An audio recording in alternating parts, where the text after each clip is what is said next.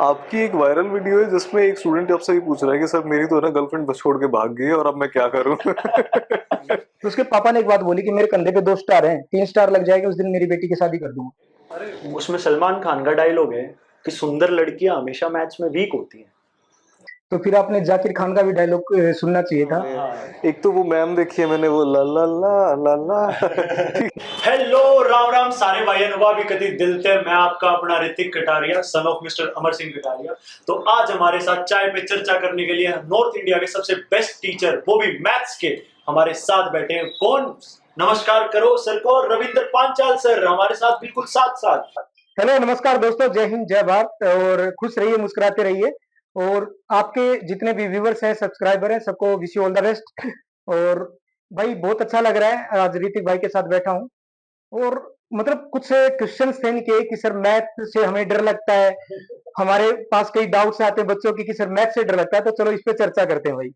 Sir maths तो fear है sir, सभी का फियर होता है मैथ्स, तो आप भी मानते हो ये चीज, तो बच्चे बचपन से ही डरने लग जाते हैं। नहीं, मैं नहीं मानता फिर। मैं कैसे मान सकता हूँ, ठीक है ना। सर आप तो गुरु जी हाँ, बट है कि डाउट होता है, बच्चों का डर भी होता है। तो उसको लेकर क्या क्या, मतलब मुझे ये भी पता है कि डर क्या होता है और उसको कैसे दूर किया जा सकता है, इस पे बिल्कुल अच्छे से डिस्कस करेंगे।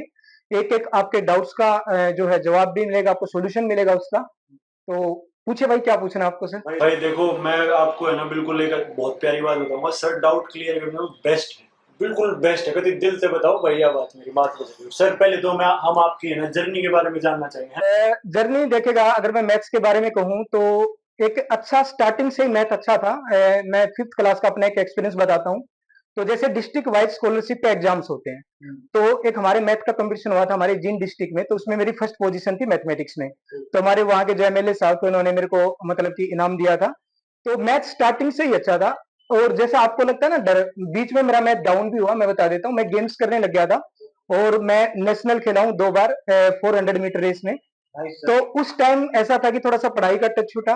पर दोबारा से जब मैं अपने इस लाइन पे आया, कंपटीशन वाली लाइन में, तो फिर किया भाई अच्छा सा। देखो, एक बात ये होती है कि अगर आप किसी चीज से प्यार करते हो तो उसमें ज्यादा वक्त नहीं लगता मास्टरी हासिल करने में। तो बस मुझे मैथ से प्यार था और एक सीखता गया, अच्छा हो गया। और धीरे धीरे धीरे धीरे फिर ये पढ़ाने में इतना इंटरेस्ट आने लग गया कि अब बच्चों को सिखा रहा हूँ और बहुत अच्छा चल रहा है, सब कुछ बहुत अच्छे से सीख भी रहे हैं बच्चे। बिल्कुल सर, बिल्कुल हम मानते हैं सर, बढ़िया सिखाते हैं सर। मैंने खुद भी क्लासेस ली हैं सर की, और वेल एंड गुड है भाई, बेस्ट है सर। मैंने आज तक ऐसा मैथ्स पढ़ा नहीं है। बाकी तो है ना, हम समय के साथ पता चलेगा कि हमें कैसा कहाँ तक हमारा रिजल्ट आता है। बिल्कुल बिल्कुल।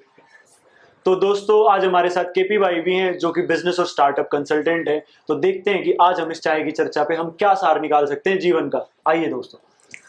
राम राम, नमस्कार, सत श्री अकाल। आज first of all thank you for inviting me here also. आज हमारे साथ आरपी सर हैं जो हमारे स्पेशल रिक्वेस्ट पर यहाँ आए हैं। और हम आज इनसे बहुत सारी थोड़ी खट्टी थोड़ी मीठी बट इंफॉर्मेटिव जो बातें हैं वो करना चाह रहे हैं। ठीक है, तो let's continue also. RP sir, आज हम बहुत सारे अजीब गरीब बट जो स्टूडेंट से रिलेटेड क्वेश्चंस हैं वो करना चाहेंगे। ऑल्सो जो कोचिंग बिजनेस है, ठीक है, उसको समझेंगे। अभी सर मेरे को एक थोड़ा सा आप आइडिया दीजिए कि आप अभी एक बहुत अच्छे मुकाम पे हैं, ठीक है, बट ये आप और लोगों के लिए जो ट्यूशन पढ़ाते हैं घर पे या कोचिंग बिजनेस स्टार्ट करना चाहते हैं उनके लिए एक इंस्पिरेशन भी है। थोड़ा सा आप आइडिया देंगे कि आप अपनी जर्नी में इतने अच्छे मुकाम तक किस तरह से पहुंचे। देखिएगा, एक टीचिंग को पहली बात तो मैं बिजनेस नहीं बोलना चाहूंगा, क्योंकि हम भारत देश में रहते हैं और भारत देश में टीचिंग है ना, वो एक बिजनेस नहीं है। वो एक एक प्रकार से मान लीजिएगा, ये अपने जो ज्ञान हम जो हमने लिया है, जो हमारे पास है, उसको स्प्रेड करने का एक तरीका है। ठीक है, और ज्ञान तो बहुत जरूरी है, ज्यादातर लोगों के पास पहुंचे। और बाकी ये कहूंगा, देखो, एक आजीविका का साधन भी है। अगर कोई इस लाइन में आए तो ऐसी कोई बुराई नहीं है। मुझे इस लाइन से लगाव शुरू से ही है। इसका रीजन ये है कि जैसे स्टार्टिंग में आर्थिक हालात इतने अच्छे थे नहीं। तो जब मैंने +2 की तो उसी टाइम से मैं ट्यूशन बच्चों को पढ़ाने लग गया था। जो मैं कॉलेज में पढ़ा, अपनी ग्रेजुएशन के दौरान भी मैंने बच्चों को ट्यूशन में पढ़ाया अपनी फीस वगैरह निकालने के लिए। और उसके बाद फिर मैंने स्कूल ज्वाइन किए। वहां पर भी एक्चुअली मैं बता देता हूँ, ज्यादा पुरानी बातें हैं नहीं। और सिर्फ 4,000 रुपए पर मंथ पे मैं अपने गांव से 16 किलोमीटर दूर पढ़ाने जाता था। वहां से 3 बजे घर पे आता था पढ़ा के, और उसके बाद फिर वहां पर खाना खाते ही बच्चे ट्यूशन पे मिलते थे, बच्चों को पढ़ाता था रात को 9-9 बजे तक। तो जब हम बच्चों को पढ़ाते हैं ना, और जब बच्चों का रिजल्ट दिखता है, तो एक उससे मोटिवेशन मिलता है, और हमें मतलब धीरे धीरे करते करते मेरे को इस लाइन से ही प्यार हो गया कि अभी पढ़ाना ही है। पर वही बात है ना कि हम एक छोटे लेवल पे पढ़ा रहे हैं, तो हमें मतलब उतना हम अर्न नहीं कर पाते हैं, क्योंकि फैमिली चलाने के लिए थोड़ा सा अर्न भी करना पड़ता है।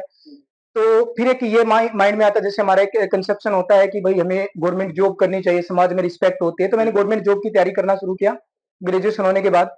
तो मैंने, हालांकि मैंने प्लस टू करते ही एयरफोर्स का एग्जाम दिया था, वो मेरा एग्जाम क्लियर हुआ था, तो मेडिकली आउट हुआ था, मैं कुछ ऐसे दांतों का पॉइंट बनाया था।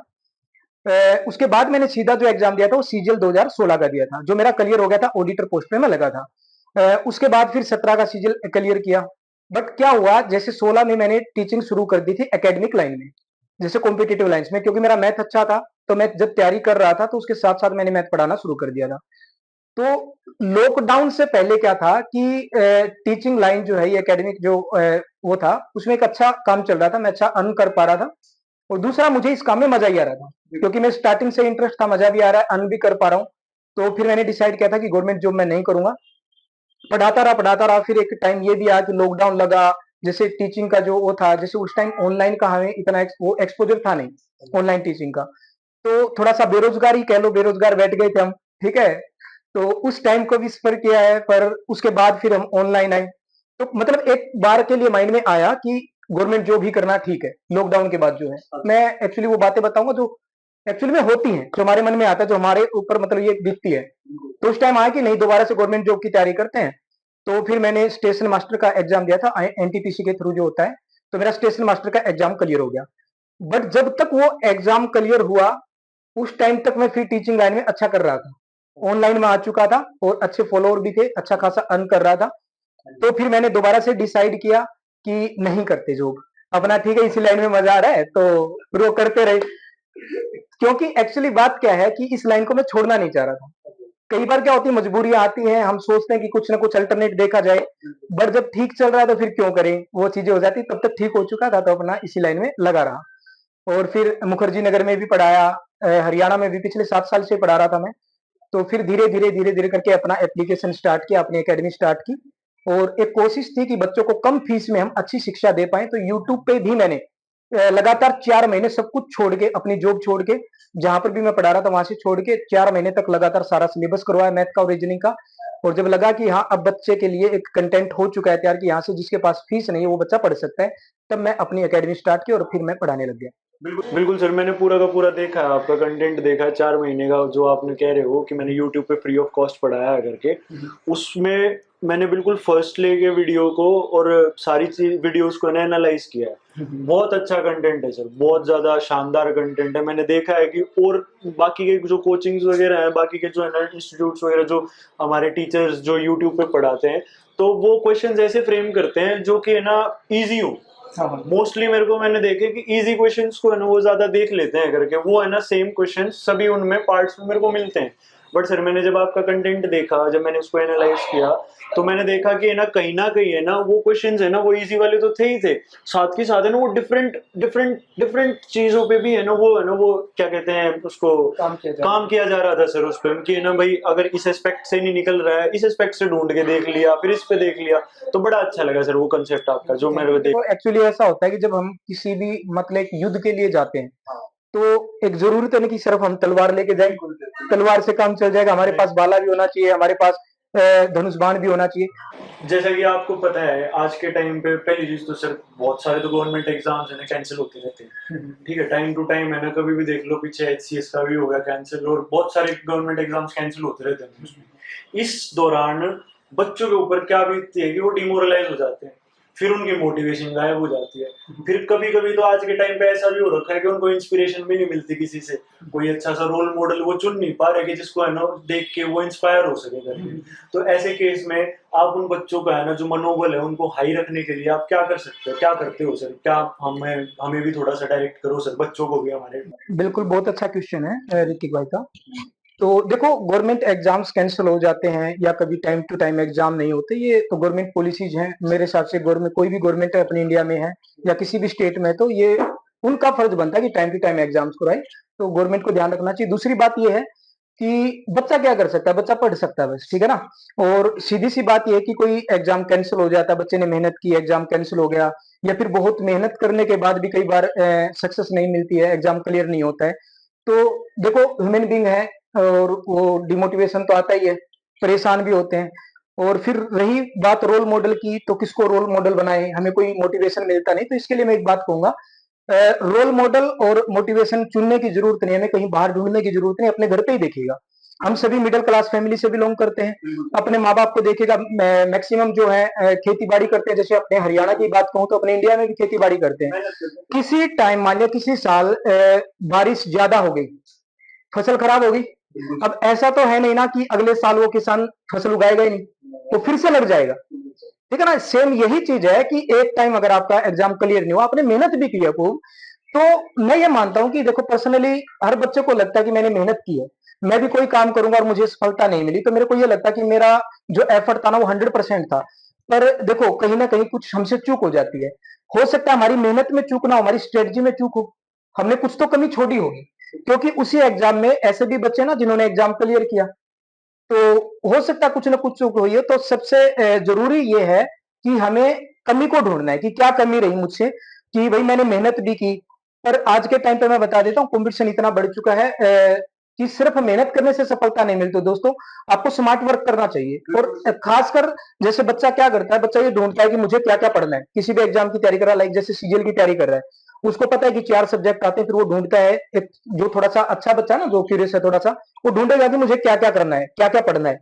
पर मेरा मानना है कि जो स्मार्ट बच्चा होगा ना, वो साथ में ये भी ढूंढेगा कि मुझे क्या नहीं पढ़ना है। तो ये बहुत जरूरी है, क्योंकि टाइम इतना ज्यादा नहीं है हमारे पास। जिंदगी बोलते हैं ना कि भाई अगर वही बात है ना, जैसे 4 दिन की भी नहीं होती हालांकि, पर इतना टाइम नहीं है कि हम 3-3 4-4 साल लगे रहें किसी एग्जाम के पीछे। तो हमें क्या पढ़ना है, इसके साथ साथ क्या छोड़ना है, ये भी पता होना चाहिए। ये कैसे पता चलेगा, जिस भी आप एग्जाम की तैयारी करो बेटा, उसके प्रीवियस ईयर पेपर देखिएगा, अपना सिलेबस फिर तैयार करिएगा कि हाँ ये चीजें पूछी जाती हैं, मुझे इन पे फोकस करना है, जल्दी सफलता लेनी है। तो जब भी आपका एग्जाम क्लियर नहीं होता, जो भी डिमोटिवेशन आता है बेटा, मैं तो ये कहूंगा, हारने की तो सोचो ही मत, हम हार सकते ही नहीं। आपके पास खोने को क्या है, आप ये बताइएगा। एक मिडिल क्लास फैमिली का बंदा ही, एक मिडिल क्लास फैमिली का बच्चा ही गवर्नमेंट एग्जाम की तैयारी करता है, ठीक है। तो आपके पास और कुछ ऑप्शन है ही नहीं। डरना एग्जाम से नहीं है, डरना हार से नहीं है, डरना इस चीज से, अगर मैंने मेहनत नहीं की तो मेरा फिर फ्यूचर क्या है। डरना इस चीज से बेटा, आपने मेहनत नहीं की तो आपका फ्यूचर क्या, आपके पास इतना आपका बैकग्राउंड जो है इतना मजबूत है नहीं फाइनेंशियली कि आप कोई बिजनेस कर लोगे। तो उस चीज से डरो कि अगर मैं नहीं पढ़ा, अगर मैंने मेहनत नहीं की, तो फिर मेरा बुरा हाल होगा। There is no plan B. हाँ, तो अपना सीधी सी बात है, आज सफलता नहीं मिली, पर वो कई बार होता है ना कि हम सीढ़ियां चढ़ते जाते हैं, हो सकता है छत पे नहीं पहुंचे, क्या पता लास्ट सीढ़ी पे हो। तो ठीक है ना, अपना करते जाओ, अगले एग्जाम में क्लियर, अगला एग्जाम निकल जाएगा आपका। मोटिवेशन ढूंढना है, अपने घर पे ढूंढिएगा। आपके माता पिता दिन रात लगे रहते हैं बेटा, आपके लिए वो कर रहे हैं। और जैसे बहुत सारे बच्चे जो है ना, गवर्नमेंट एग्जाम की, छोटे छोटे एग्जाम्स की तैयारी करते हैं, जैसे ग्रुप डी तक की तैयारी करते हैं बच्चे। अपने माता पिता के एक बार चप्पलों को देखना बेटा, छेद मिलेंगे उनके, जो कपड़े पहनते हैं उनमें छेद मिलेंगे। तो मुझे ये समझ में नहीं आता, उससे बड़ा मोटिवेशन क्या हो सकता है। उसके बावजूद भी वो आपको पढ़ाते हैं, महंगी महंगी फीसें देते हैं। अब तो चलो ऑनलाइन हो गया कि फीस भी सस्ती हो गई है। ये तो वैसे देखा जाए तो मोटिवेशन, ये तो इंस्पिरेशन है। हाँ, ये तो तो इंस्पिरेशन आप इसको किसी भी तरीके से ले लीजिएगा। और एक मोटिवेशन यार कि मैं, अगर मैंने नहीं किया तो फिर मैं क्या करूंगा। सीधी सी बात है, मेरे पास ऑप्शन क्या है। तो जैसे कोई बड़ा अमीर आदमी है, उसके पास ऑप्शन होते हैं बेटा, वो बिजनेस कर लेगा, आपके पास क्या ऑप्शन है। तो आपको करना है तो करना है, आज नहीं तो कल हो जाएगा, बट हमें लगे रहना। हमारे पास है सिर्फ मेहनत, मेहनत करनी है बस आपको, बाकी रिजल्ट अपने आप आ जाएगा, भगवान देखता है बेटा, मेहनत करने देर से देर जरूर मिलता है। मेरे पे एक छोटी सी वो थी, एक आइडियोलॉजी थी, मैंने नई नई सीखी है कि कोशिश करने वाले की हमेशा हार होती है। नहीं, ये पता नहीं कहां से सीख लिया आपने। कोशिश करने वाले की हमेशा हार नहीं होती बेटा, कभी कभी हार होती है। तो फिर मैं वही कहूंगा, हमारी कोशिश में कुछ ना कुछ कमी रह जाती है, हमारी कोशिश में कुछ ना कुछ कमी रह जाती है बेटा, दिक्कत यही होती है। और हम जब, एक तो एक्चुअली होता है यार, जब आदमी परेशान होता है ना, वो अपनी कमी को नहीं देख पाता उसको। और एक सबसे बड़ी बात मैं बताता हूँ, जैसे बच्चे के मैसेज आते हैं या मेरे पास कॉल आती है कि सर मेरे पास तो मैंने इतनी मेहनत की नहीं हुआ और इतनी सारी मजबूरियां मेरी, ये है वो है। तो देखो, मेरे को एक चीज मैंने महसूस की, बच्चा कई बार जब परेशान होता है ना, उसको सॉल्यूशन से ज्यादा वो सिंपैथी चाहने लग जाता है। तो बेटा आपको किस चीज की सिंपैथी चाहिए? सिंपैथी उसको चाहिए जिसके पास बहुत कुछ था फिर उसने खो दिया हो। आपके पास तो कुछ नहीं था, आपको तो पाना है। सिंपैथी नहीं बेटा, सॉल्यूशन चाहिए आपको। और सॉल्यूशन यही है कि लगे रहो, सीधी सी बात है, लगे रहो, जी जान लगा दो। सबसे इंपॉर्टेंट चीज आपके लिए सर्वाइवल करना ही बहुत बड़ी बात है ना आज के टाइम पे। और आपके माता पिता ने इतनी मेहनत की तो थोड़ा सा उनको भी देना है आपको, ठीक है ना? तो लगे रहो और पीछे मुड़कर तो देखना ही नहीं बेटा, आज नहीं तो कल सफलता जरूर मिल जाएगी। और कोशिश करने वाले की कभी हार नहीं होती है, हमारी कोशिश में कमी रह जाती है, उस कमी को पकड़ना है और दोबारा से उस पर काम करना है, बस सीधी सी बात यही है। मतलब ये है कि जान लगा दो, कोशिश मत करो, जान लगा दो उसके अंदर। लास्ट टाइम आंगा किस चीज में लगाया था वो वाली बात, एक भाई ने पूछा था मुझसे, यूपीएससी की तैयारी कर रहा था, मैं कहा आखिरी बारी तुमने अंगा लगाया था किसी चीज में? मैं अंगा अपने हरियाणवी भाषा में कहते हैं कि जान लगा दिया। मैं लास्ट किस चीज में तुमने जान लगाई थी? तो वही मैं कहा यार, ये सोच के देखा मैंने, मैं कहा जान लगाई तो मतलब कुछ ना कहीं कमी रहेगी, जब ही हार हुई है। कमी रह जाती है। नहीं कमी मैं रह ना जाती है। मैं देखो, जैसे मैं ऑब्जर्वेशन में अच्छा हूँ, ठीक है, मैं ऑब्जर्व करता हूँ। मैंने एक चीज ऑब्जर्व की है, जिसका एग्जाम क्लियर होता है, जिसका काम हो जाता है फाइनल में, उसमें एक चीज कॉमन देखी कि यार जब तक दुनिया ये नहीं बोलने लग जाए ना कि यार ये बंदा पागल है, और वो पागल है ना अपने एक फोकस पे लगा हुआ है, ठीक है ना, वो जो पागलपन है वो एक फोकस पे लगा हुआ है कि यार बिल्कुल। सारी चीजें छोड़ के, जो सेम दिमाग का होगा ना, जो सही सोच रहा होगा, वो चार तरीके से सोचेगा, यार ये नहीं हुआ, ये नहीं हुआ, ये नहीं हुआ, ये हो गया या नहीं हुआ तो क्या रहेगा। जो बिल्कुल पागल होके एक ही डायरेक्शन में लगा रहता है ना, रिगार्डलेस ऑफ कि यार क्या सोल्यूशन निकलेगा, क्या रिजल्ट रहेगा, क्या होगा नहीं या क्या नहीं होगा, वो कर जाता है। अच्छा आरपी सर, मेरे माइंड में ना एक चीज आती है, जैसे मैं ऑब्जर्व करता रहता हूँ, ठीक है, मेरे माइंड में एक चीज आती है कि जैसे आपके पास से हजारों बच्चे आपके पास पढ़ने आते हैं, बिल्कुल। और उनमें से कई सौ और कई हजार बच्चे गवर्नमेंट जॉब ज्वाइन कर चुके हैं, ठीक है, आप देखते होंगे। तो ऐसे कौन से फैक्टर्स हैं, मेन फैक्टर्स, जिनको देख के ना आपको दिख जाए वो स्टूडेंट्स में, प्लस आप देख के बता दो कि यार इस बच्चे का ना फर्स्ट अटेम्प्ट में हो जाएगा क्लियर कोई भी गवर्नमेंट एग्जाम्स? तो देखिए भाई, ऐसा है कि जैसे जब बच्चा ऑफलाइन में बैठता है ना, अब तो एक्चुअली क्या हो गया, ऑनलाइन ज्यादा हो गया तो बच्चे का पता नहीं चलता। कोविड के बाद थोड़ा थोड़ा सा पता चल जाता है कि बच्चा ये डेली आ रहा है, कमेंट कर रहा है, तो उससे थोड़ा सा पता चल जाता है कि ये आंसर टाइम टू टाइम कर रहा है, तो वहां से भी थोड़ा सा पता चल जाता है। बट एक्चुअल में जो पता चलता है वो पता चलता है ऑफलाइन से। Offline class. और ऑफलाइन में मैं आपको बता देता हूँ, जैसे ऋतिक भी क्लास में आया है तो इसको पता होगा। मैंने जैसे अभी की जस्ट बात बताऊं मैं, तो सीजीएल का बैच था मेरा, तो मैंने बता दिया कि इन बच्चों का प्री क्लियर हो जाएगा, मैंने बता दिया था। और अभी उनके ही मार्क्स अच्छे आए हुए हैं। और जो मेरा, मैं आपको बता देता हूँ, मैंने मेरा जो फर्स्ट बैच था जब टीचिंग लाइन में आया, तो रोहतक में एक एकेडमी है, वेटिकन एकेडमी, वहां पे पढ़ाता था। एक आर्मी का बैच था, तो मैंने पूरे बैच में 40 बच्चे थे, मैंने ये बोल दिया था कि इन 2 बच्चों का सिलेक्शन होना है। और पता नहीं क्या वो सरस्वती बैठी थी क्या, वो 2 बच्चों का ही सिलेक्शन हुआ था उसमें से। बढ़िया, सर अच्छी बात। पर एक बड़ी बात है, 40 बच्चों में से कोई 2 बच्चे बता पाना, और तीसरा ही दिन था मेरा उस कोचिंग में, अच्छा, तीसरा ही दिन था। Nice sir. तो एक्चुअली में है क्या, जैसे मैं भी जब बैच स्टार्ट होता है तो मैं बच्चों को ऑब्जर्व करता हूँ। और अभी आपको पता है जैसे मैं कम बच्चे पढ़ा रहा हूँ ऑफलाइन में, तो एक एक बच्चे पे ध्यान रहता है, तो पता चल जाता है उसके बैठने के तरीके से, उसका ध्यान कहाँ पर रहता है। जैसे मैं बीच बीच में टोकता रहता हूँ, उसका ध्यान कहाँ, कई बार बच्चा देख रहा है बोर्ड की तरफ और खोया कहीं और है, मैं ये बात भी नोट कर लेता हूँ, इसका ध्यान बोर्ड की तरफ है बट इसका मतलब दिमाग यहाँ पे नहीं है, देख उसकी तरफ रहा है। तो वो पता चल जाता है उसके डेडिकेशन से। दूसरी बात ये है कि वो बच्चा डाउट ले रहा है कि नहीं रहा, कितना इंटरेस्टेड है, किस तरीके से क्वेश्चन पूछ रहा है, क्वेश्चन पूछ रहे हैं। तो वो पता चल जाता है एक टीचर को। मतलब अगर मोटा मोटा देखा जाए कि यार डेडिकेशन कितना है, हाँ, डेडिकेशन टीचर के साथ इंटरेक्टिव कितना है, बिल्कुल बिल्कुल और फोकस कितना है उसका, बिल्कुल बिल्कुल है ना, तो ये तीन चार चीजें हैं हाँ, ये जिनमें 3-4 चीजें हैं, बच्चे में आप ये देख चीजें के होगी ना तो फिर डेफिनेटली आगे बढ़ता ही है। तो इनको देख के आप बता सकते हैं कि हाँ यार इस बच्चे का हो हाँ हाँ जाएगा। बिल्कुल। सर एक मूवी है, उसमें सलमान खान का डायलॉग है कि सुंदर लड़कियां हमेशा मैथ्स में वीक होती हैं। तो फिर आपने जाकिर खान का भी डायलॉग सुनना चाहिए था कि सुंदर लड़कियों को नापसंद नहीं है। तो एक्चुअली क्या है, मैथ थोड़ा सा जटिल सब्जेक्ट है, कॉम्प्लेक्स है, और सुंदर लड़कियों को चाहिए बस एकदम से यस। बात यही है भाई, इसलिए मैं तुमको समझ में नहीं आता। इसीलिए सुंदर लड़कियों का मैथ्स अच्छा नहीं होता हाँ। मतलब। वो आरपी सर से मिले और इनसे पास पढ़े। हाँ, आरपी सर बढ़िया करवा दे भाई तुम सुंदर लड़कियों के मैथ्स को। और बाकी आपको लगता है कि आपका मैथ्स सही है तो कमेंट करके बताएं, हम डीपी चेक करके बताएंगे। सही। अच्छा आरपी सर, जब मेरी टीम है ना इसको चेक कर रही थी, एक्सप्लोर कर रही थी, मैंने भी देखी आपकी वीडियोस वगैरह, तो बहुत बच्चे ये क्वेश्चन पुट अप करते हैं उनमें कि आपका जो मैथ्स की क्लासेस होती हैं वो किस किस गवर्नमेंट एग्जाम के लिए होती हैं, और सेकंड क्वेश्चन था कि जो प्राइमरीली जो फोकस रहता है स्टूडेंट्स का सीजीएल के एग्जाम पे और यूपीएससी सी सेट के एग्जाम, HCSC तो उसमें दोनों के एग्जाम्स में कितना डिफरेंस है, और आपके पास जब तैयारी करते हैं तो यूजुअली कितने दिन में प्रिपेयर हो जाते हैं? एक अच्छा क्वेश्चन है ये बच्चों के लिए। तो पहली बात तो ये जो मैं मैथ और रीजनिंग पढ़ाता हूँ, 2 सब्जेक्ट पढ़ाता हूँ मैं। तो इंडिया का कोई भी जो वनडे एग्जाम है, तो उस जिसमें मैथ और रीजनिंग आता है, तो वो सबको ही कवर करता हूँ मैं। तो बिल्कुल बेसिक से लेके एडवांस लेवल तक पढ़ाता हूँ, चाहे वो यूपीएससी से सेट आ जाए, चाहे सीजीएल आ जाए, सीएचएसएल, कोई भी आपका इंडिया जैसे रेलवे के एग्जाम्स है, तो सबको ध्यान में रख के हम पढ़ाते हैं। कई बार क्या होता है, जैसे स्पेशली बैच बनाने पड़ते हैं, ये यूपीएससी सी सेट के लिए है या फिर ये सीजीएल वालों के लिए है, तो उस हिसाब से हमें सिलेबस को ध्यान में रख के पढ़ाना पड़ता है। हाँ, पर कवर करते हैं सारी चीजें उसमें। और जैसे मेनली जो अभी मेरे पास जो बच्चे आते हैं वो सीजीएल वाले और रेलवे वाले बच्चे ज्यादा आते हैं, ठीक है। तो वो जैसा भी एग्जाम का सिलेबस होता है उस हिसाब से फिर हम लोग पढ़ाते हैं। सर मैंने देखा है कि जैसे है ना, कोई भी एग्जाम आने वाला होता है ना, तो एग्जाम से जस्ट पहले 30 दिन पहले, 40 दिन पहले कोई कोई है ना ये ऐसे क्रैश कोर्सेज निकालते हैं कि आप ये क्रैश कोर्स कर लो और आपका ना सीजीएल क्लियर, आपका यूपीएससी प्री क्लियर, आपका ये क्लियर, फलाना क्लियर, धमकाना क्लियर। सर आपको आपका क्या पॉइंट ऑफ व्यू है? तो मैं यही कहूंगा कि ये बस बहकाने वाली बातें होती हैं। एक्चुअली क्या होता है, वहां पर बच्चे के डर का यूज किया जाता है अपने पैसा कमाने के लिए।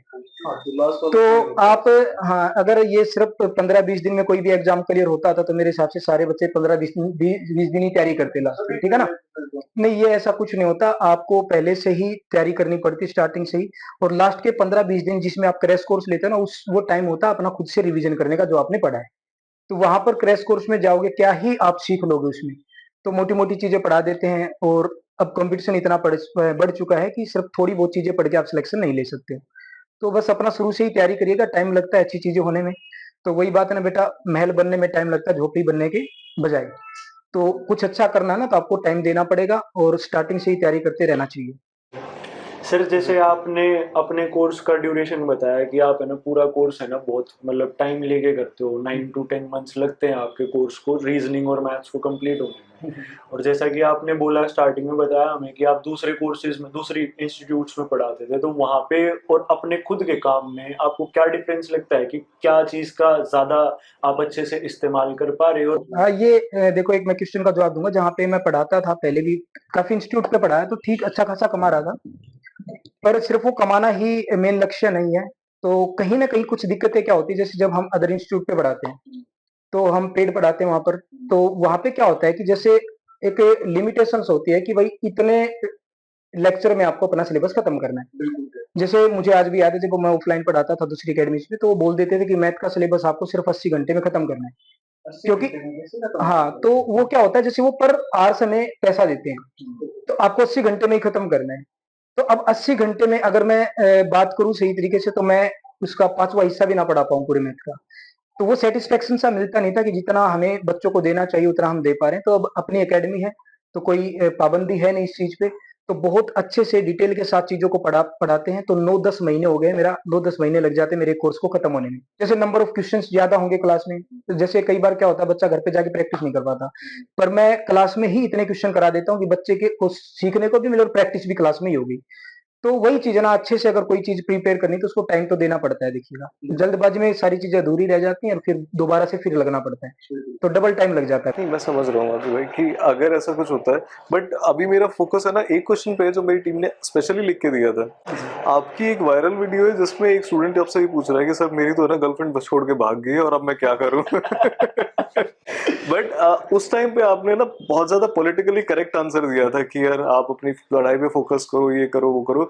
बट एग्जैक्टली उस टाइम माइंड में क्या आता है कि क्या आ रहा हूँ? एक्चुअली क्या होता है, मैं आपको बिल्कुल ऑनेस्टली जवाब दूंगा इस चीज का। जब मैं बहुत अच्छे से फोकस्ड होकर पढ़ा रहा हूँ, तो जब कोई बच्चा इस तरह के क्वेश्चंस पूछता है तो एक बार गुस्सा भी आता है, जाहिर सी बात है। बट फिर कहीं ना कहीं हमें ये भी लगता है कि हम इन चीजों को इग्नोर भी नहीं कर सकते। कई बोलते हैं, जैसे कई बार बच्चे भी बोलते हैं कि सर, जैसे ये गर्लफ्रेंड बनाना, बॉयफ्रेंड बनाना, ये डिस्ट्रक्शन है। डिस्ट्रक्शन गर्लफ्रेंड बॉयफ्रेंड बनाना नहीं है, डिस्ट्रक्शन है आपको वो बनाने के बाद अपने मेन काम से फोकस हट जाए। तो ठीक है ना, हम इंसान है तो इमोशंस हमारे अंदर हैं, तो किसी न किसी के साथ रिश्ते भी बनेंगे, ठीक है ना? उसमें कोई बुराई नहीं बेटा। बुराई ये है कि हम अपने मेन जो फ़ोकस होना चाहिए, जो मेन प्रायोरिटी जो हमारी थी, उससे भटक जाते हैं फिर। तो ऐसे भी एग्ज़ाम्पल हैं कि जैसे कपल्स एक साथ तैयारी करते हैं और बहुत अच्छे से मतलब बहुत अच्छी-अच्छी पोस्टों पे सिलेक्ट भी होते हैं। हमारे साथ ही एक विकास नाम का लड़का था, सीजीएल की तैयारी जब हम करते थे, तो वो किसी लड़की से ही प्यार करता था, तो जैसे दोस्त बोल देते हैं ना, तो उसके फादर जो लड़की के फादर थे, वो दिल्ली पुलिस में एसआई थे। उनके पास पहुँचा दिया, उन्होंने बोल दिया कि मैं ऐसे-ऐसे आपकी लड़की से प्रेम करता हूँ और शादी करना चाहता हूँ। तो उन्होंने बहुत अच्छी बात हुई थी। देखो हमने तो मज़ाक में बोला था उसको जाके बोल दे, ये कर दे, तो वो पहुँच गया सच में ही। थोड़ा-सा वो ज़्यादा इमोशंस में बह रहा था। तो उसके पापा ने बहुत अच्छी बात कही, देखो एक बार तो हमें लगा कि यार ये पहुँच गया, अब इसको पिटाई पड़ने वाली है। उन्होंने बोला कि क्या करता है? कि सीजीएल की तैयारी करता हूँ अंकल जी। बोला सीजीएल की तैयारी तो लाखों बच्चे कर रहे हैं। क्लियर किया है? बोले नहीं। तो उसके पापा ने एक बात बोली कि मेरे कंधे पे 2 स्टार हैं, 3 स्टार लग जाएगा उस दिन मेरी बेटी की शादी कर दूँगा। अरे वाह!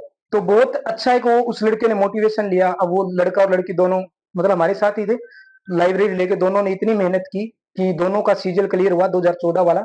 तो 14 वाला ही क्लियर कर दिया। जब तो हम हमारे सीनियर हैं वो 2 क्लास जो विकास भाई हैं।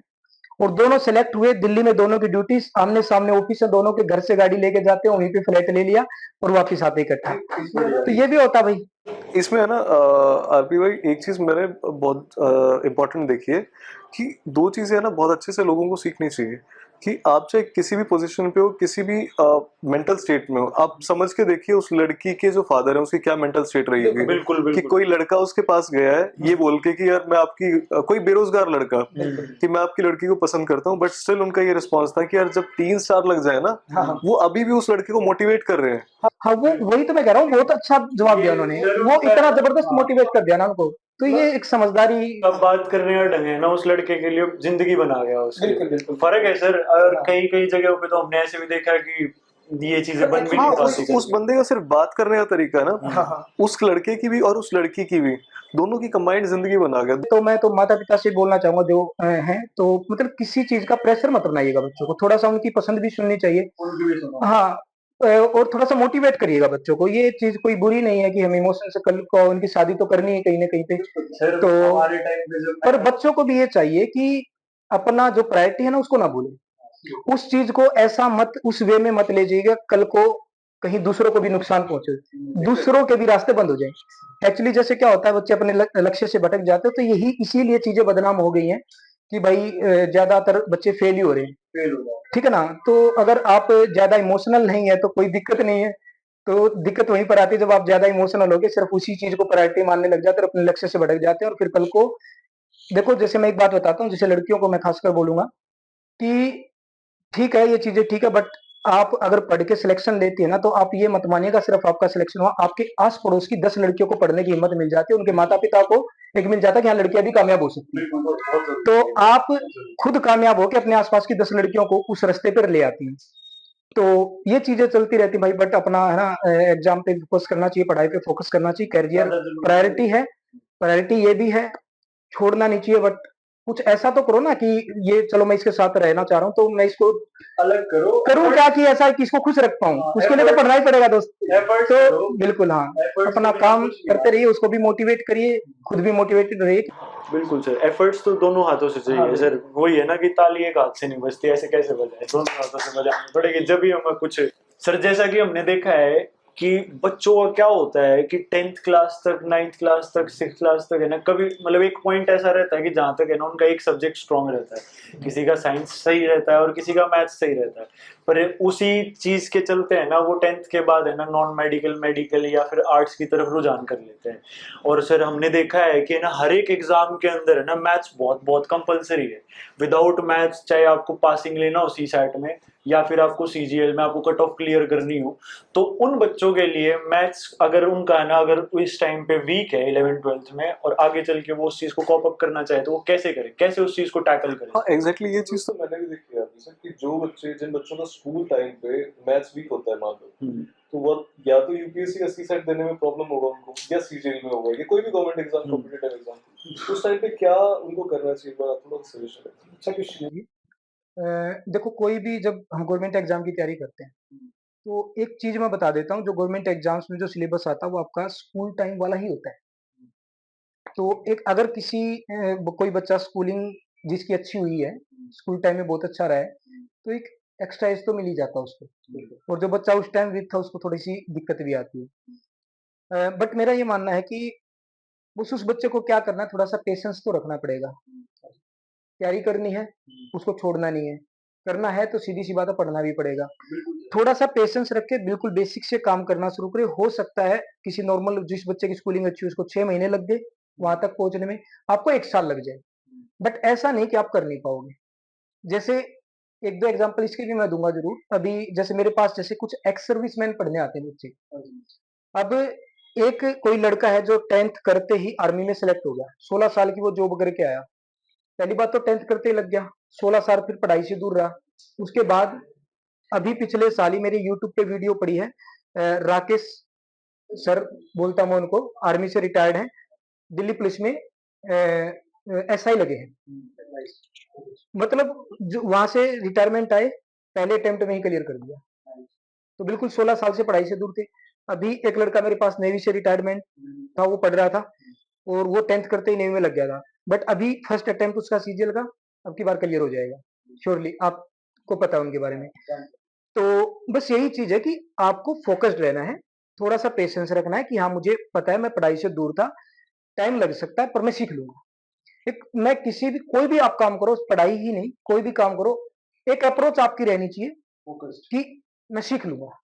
फोकस्ड। सबसे इंपॉर्टेंट लाइन है ये कि मुझे नहीं आता तो मैं सीख लूंगा, बस लगे रहो। बताइए, जैसे मेरे को क्या लगता है ये केस थोड़ा सा एक्सेप्शनल है। जैसे आप जो बता रहे हैं आर्मी से एक्स सर्विसमैन है, अगर कोई बंदा 10th क्लास करके उस टाइम में 16 साल आप बता रहे हो कि 16 साल सर्व करके आए, 10th क्लास करके वो फौज में गए, 16 साल सर्व किया, ठीक है, और उसके बाद रिटायरमेंट आके वो फिर से तैयारी कर रहे हैं, फिर उनका पहले अटेम्प्ट में हो गया, आप बता रहे हैं कि दिल्ली पुलिस में ऐसा ही हुआ, वो थोड़ा सा मेरे को एक्सेप्शनल केस लग रहा है। अगर ऐसा ही कंपैरिजन हम किसी और बच्चे के लिए कर रहे हैं जिसका मैथ्स वीक है, मान लीजिए, ठीक है, 10th क्लास तक या स्कूल में वीक है, आपको क्या लगता है कि उस बंदे में ऐसा क्या एक्सेप्शनल था जो इस बच्चे को भी करना चाहिए?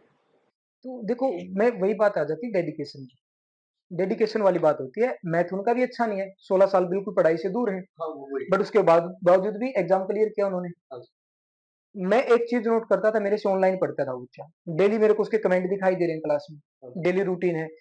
मेरा एक चीज बोल देता हूँ, मेरे जितने भी स्टूडेंट है सबके पास मेरा फोन नंबर होता है। अच्छा। हाँ, ऐसा बहुत कम टीचर करते होंगे कि अपना पर्सनल फोन नंबर प्रोवाइड, मैंने यूट्यूब पे भी पर्सनल में अपना फोन नंबर दे देता हूँ। आप यकीन नहीं करोगे, मेरे पास 2-2 ढाई-ढाई बजे रात को फोन बज जाता है मेरा, कोई भी बच्चा फोन कर देता है। और ये मेरी आंखें ना, ऐसा नहीं कि मैं कोई शराब वराब पीता हूँ, बहुत कम सोता हूँ और ये चीज मेरे साथ होती है। तो वो डेडिकेशन दिख जाता है बच्चे का। डेडिकेटेड होके अगर आप कोई भी चीज करोगे ना बेटा, मैं कहता हूँ कोई चीज मुश्किल नहीं है। तो पढ़ाई तो सर वो तो सबसे लगना आसान चाहिए। काम है सर। सर तुम्हारा जी पहाड़ काट के रास्ता बना देता है यार। तो बस थोड़ा सा लगन होनी चाहिए। और कोई कई बार बच्चे पूछते हैं ना, जैसे गवर्नमेंट जॉब की तैयारी करना, सर मेरे को ये एग्जाम क्लियर करना, मेरे अंदर क्या होना चाहिए, क्या करना चाहिए? तो एक शब्द में अगर मुझसे पूछोगे, जुनून होना चाहिए। सीधी सी बात है, जिस बंदे के अंदर जुनून है ना बेटा, वो सिलेबस क्या वो भी ढूंढ लेगा, यूट्यूब पे सब कुछ है। क्या पढ़ना है, किस तरीके से पढ़ना है, टॉपर्स के इंटरव्यू पढ़े वो भी ढूंढ लेगा, टीचर्स भी दुनिया भर के अपने आप ढूंढ लेगा। बस जुनून होना चाहिए, वो जब तक जिद होनी चाहिए अंदर की, भाई करना है तो करना है बेटा, कुछ चीज मुश्किल नहीं है। एक है कि फौज है ना, एक आपको जुनून और डेडिकेशन ऐसा देती है बस वही चीज जो पॉइंट जो आपने पकड़ा ना, उनके अंदर जुनून था, वो उन्होंने बहुत सारी वो काम किए भाई साहब। ये जो ये फील करते हैं कि यार मैं मोटिवेटेड नहीं हूँ या मैं इतना नहीं कर पाता जितनी मेरी पोटेंशियल है ना, आप किसी एक फौजी भाई से मिले और उनसे ये देखें कि यार वो है ना, वो मोटिवेशन, वो जुनून, वो जज्बा कहाँ से लेके आते हैं। बिल्कुल। ठीक है, अगर आपने वो कॉपी कर लिया ना, मेरे हिसाब से आप एग्जाम वगैरह सब क्लियर कर लो, कोई बहुत बड़ी चीज है। बिल्कुल बिल्कुल। देखो वही तो, हम किसी से सीखेंगे नहीं, सीखना ही तो हमें। अब वो जो हमारे बड़े हैं, हम क्यों मतलब किसी महापुरुष की बुक पढ़ते हैं, उनके जीवन से कुछ सीखना ही है। पर मैं आपको एक छोटी सी बात बता देता हूँ, जब हम +2 कर लेते हैं तो हम इस एज में आ जाते हैं कि हमें अच्छे बुरे का, हमारे लिए क्या जरूरी है, हमारे क्या जरूरी नहीं, वो सब कुछ पता होता है बच्चे को, सबको पता होता है। कोई इतना बेवकूफ नहीं होता कि एक छोटे से बच्चे को पूछोगे ना, वो बता देगा कि हाँ हमें अफसर बनना है, ये करना है। कमी आती है कि हम पता होते हुए भी उस रास्ते पर चल नहीं पाते।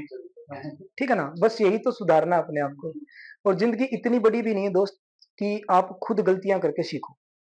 3 तरह के लोग होते हैं, एक जो खुद गलतियां करते हैं फिर भी नहीं सीखते हैं, एक जो होते हैं खुद गलतियां करके सीख लेते हैं, एक जो होते हैं दूसरों की गलतियों से सीख लेते हैं। सबसे बड़े इंसान वही है जो दूसरों की गलती से सीख लेते हैं और खुद वो टाइम वेस्ट नहीं करते हैं। वो जल्दी कामयाब हो जाते हैं। समझ रहे हो बात को? दूसरों की गलतियों से सीखना बेटा, अपना लगे रहो। वो जल्दी कामयाब हो जाते हैं, मेरे को ये लगता है मेरे को।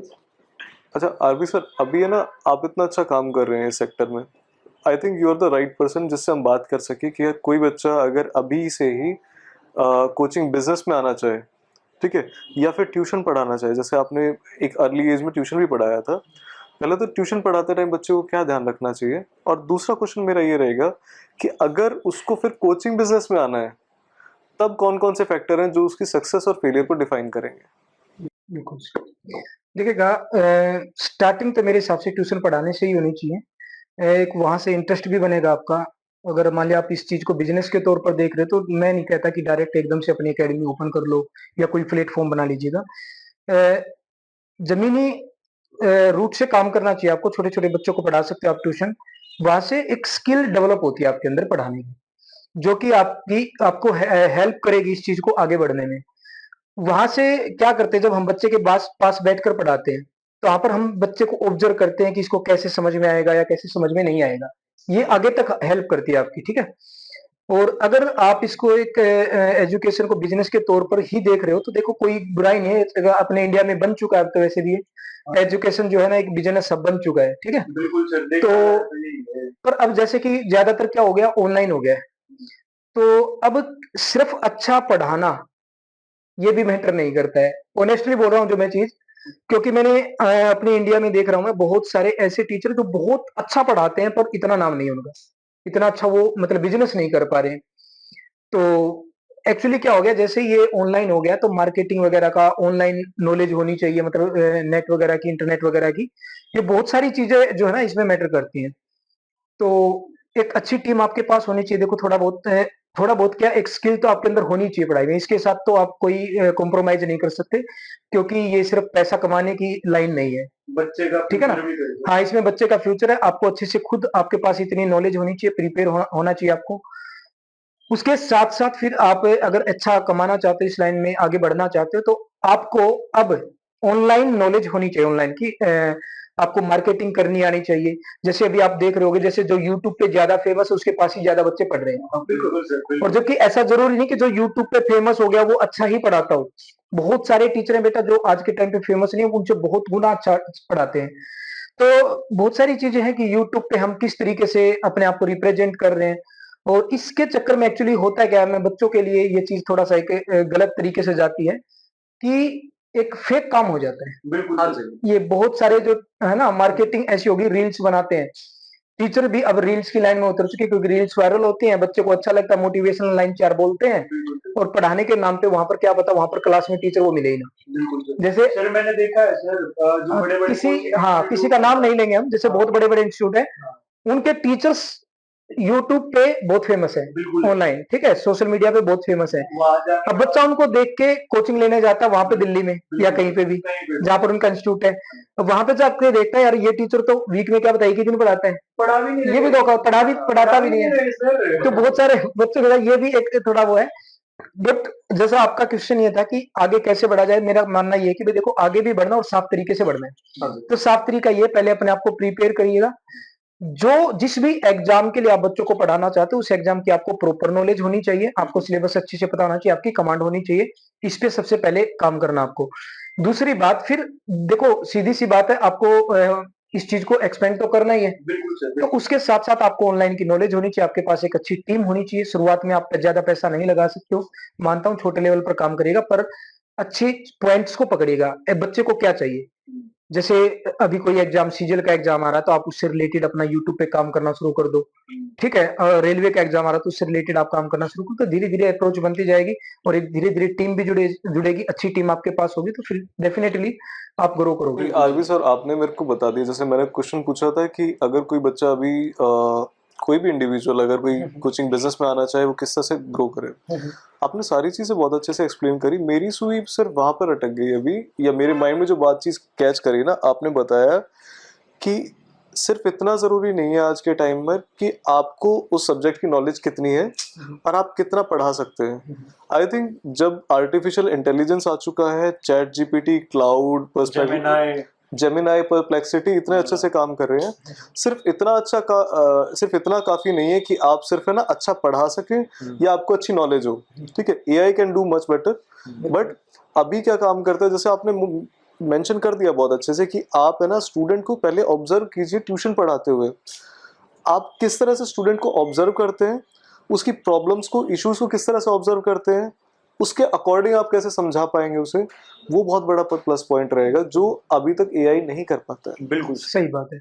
अब एआई किसी बच्चे के एक्सप्रेशन थोड़े पढ़ पा रहा है। हाँ, ठीक है ना? तो वो आप एक पढ़ सकते हो, और मेरे हिसाब से आप किसी बच्चे को यही नहीं समझ पा रहे कि भाई इसकी प्रॉब्लम क्या है एक्चुअली में, किस पॉइंट पे लैग कर रहा है, तो आप कैसे उसको अच्छे से समझा पाओगे।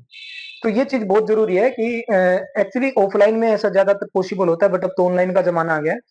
तो भी मैं तो यही कहूँगा, आप अपने आप को एक बच्चा समझकर ही सोचिएगा कि आप अगर बच्चे हो तो आप किस तरीके से आपको किस तरीके से समझ में आती है चीज़ें। उसी तरीके से फिर आप अपना काम करते रहिएगा, डेफ़िनेटली आपका काम लोग पसंद करेंगे और यू विल ग्रो।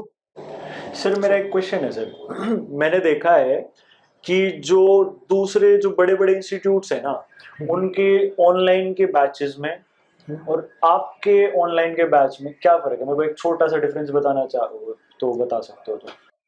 अ, किस रिगार्डिंग आप पूछ रहे हो? मतलब कंटेंट के मामले में या किस तरीके से सर? सर कंटेंट तो चलो सर, कंटेंट के मामले में तो मैं जानता हूँ।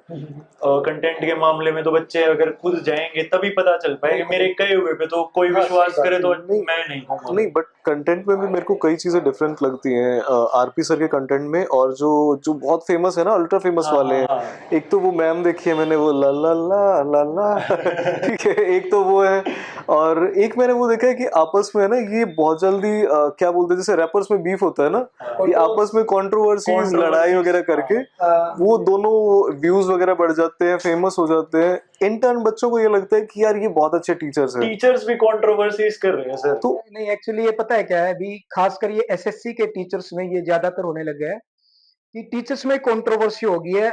अब मेरे को हंसी आती है कि पता, आप वीडियोस देखना, और देखी भी होगी अगर आप स्टूडेंट हो, एक टीचर बोलता है मैं मैथ का बेस्ट टीचर हूँ, खुद बोल रहा हूँ बात। अरे नाइस। तो दूसरा बोलता है कि इसका कोई एग्जाम क्लियर नहीं हुआ आज तक, ये कैसे बेस्ट हो सकता, मैं हूँ, मैंने एग्जाम क्लियर किए हैं। मैं वो उस पे कुछ बोल रहा है, कुछ बोल रहा है। अब बच्चों का क्या है कि बच्चे भी इसमें इंटरेस्ट ले रहे हैं, पढ़ाई छोड़ के। और मैं सबसे बुरी चीज ये मानता हूँ, जैसे लास्ट टाइम जब सीजीएल हुआ था ना, उस एग्जाम के टाइम पे कंट्रोवर्सी कर रखी टीचर्स ने। अच्छा, अरे कहाँ के टीचर हो फिर आप? एग्जाम के टाइम पे बच्चा आपकी कंट्रोवर्सी देख रहा है, आपकी आप पढ़ाई खुद नहीं सोच के देखिएगा किस तरीके, मतलब किस तरफ लेके जा रहे हो आप अपने व्यूज के चक्कर में। और फिर वो किसी की शादी होती है, एक साथ दिखते हो सारे टीचर एक टेबल पे खाना खाते, बच्चे का नुकसान हो गया। ये वही हो गया ना। पहली बात तो ये, आप कैसे कह सकते हो कि मैं बेस्ट हूँ? भाई कैसे कह सकते हो आप? कोई बेस्ट, अपने आप में सब बेस्ट होते हैं। और मेरे को ये लगता है कि बच्चा आपको देखकर बहुत कुछ सीखता है, तो टीचर्स को बहुत काम रहना चाहिए, पोलाइट रहना चाहिए, और अपने आप को बेस्ट कहना छोड़िएगा, कोई बेस्ट नहीं होता है।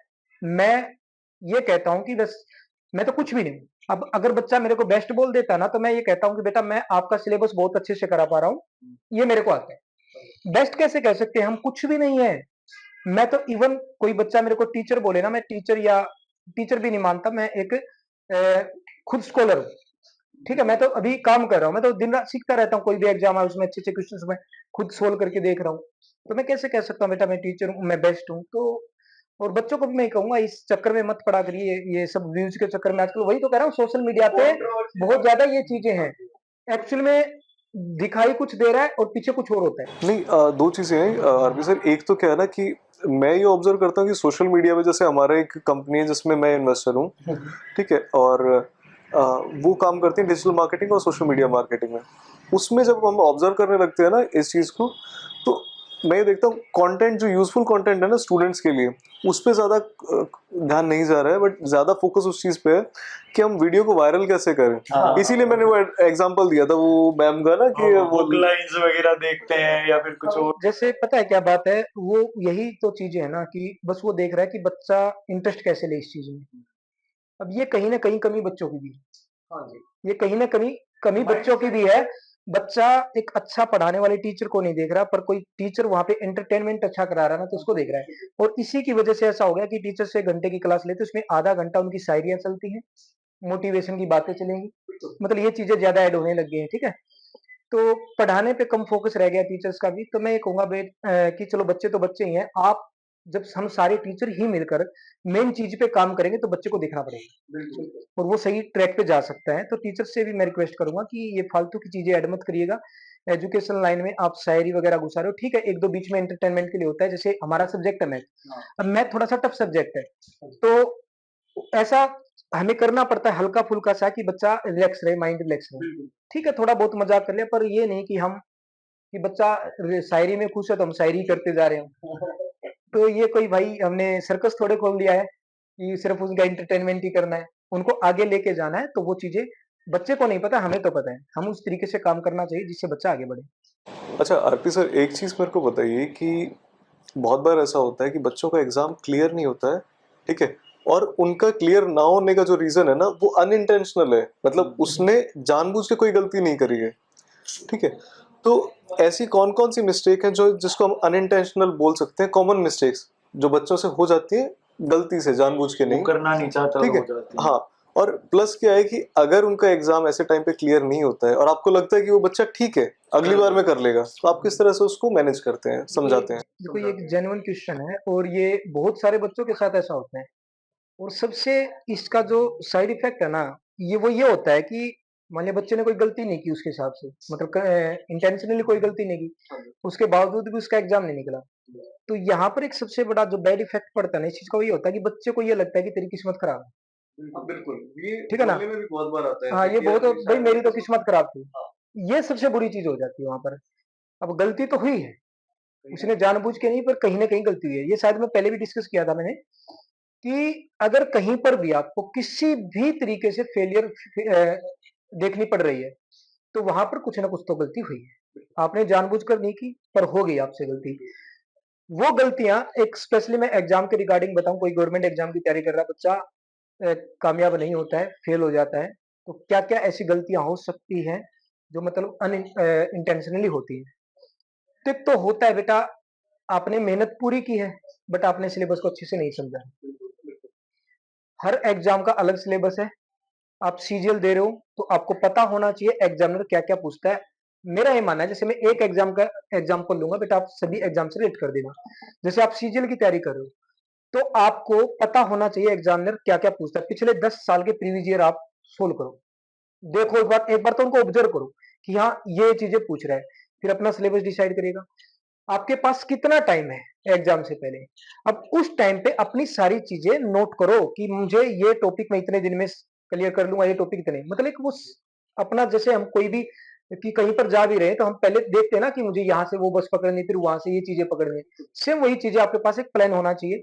आपको सिलेबस देखना है एक्चुअली में क्या है, फिर अपनी स्ट्रेटजी बनानी कि मैं किस किस तरीके से इस गिवन टाइम में अपना सिलेबस कवर कर लूंगा। मेरे पास इतना भी टाइम मुझे बचाना है कि मैं बाद में जो मैंने पढ़ा उसका रिवीजन भी कर पाऊँ, प्रैक्टिस भी कर पाऊँ। तो जो गलतियां बच्चों से होती हैं, कई बार तो बच्चा और कॉन्फिडेंट हो जाता है। वो दूसरा क्या होता है, वो चीजों को अच्छे से समझ ही नहीं पा रहा है कि पढ़ना क्या है।